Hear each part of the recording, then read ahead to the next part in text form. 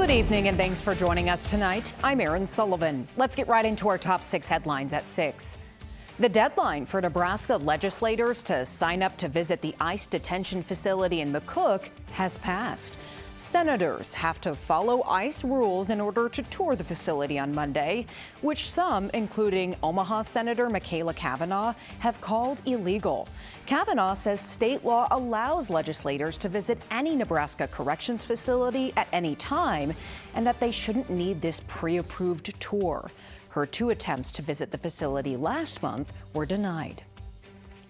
Former Michigan head coach Sherrone Moore appeared in court today for the first time virtually. He was arrested this week after Michigan fired him for having an inappropriate relationship with a staffer.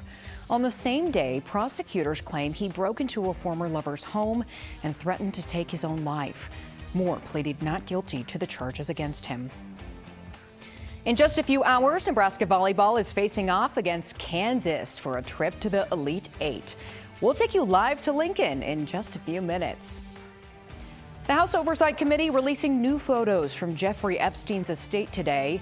The images show a number of powerful people who were in some way connected to Epstein. They include President Trump, former President Bill Clinton, Alan Dershowitz, Steve Bannon, Woody Allen, and Bill Gates.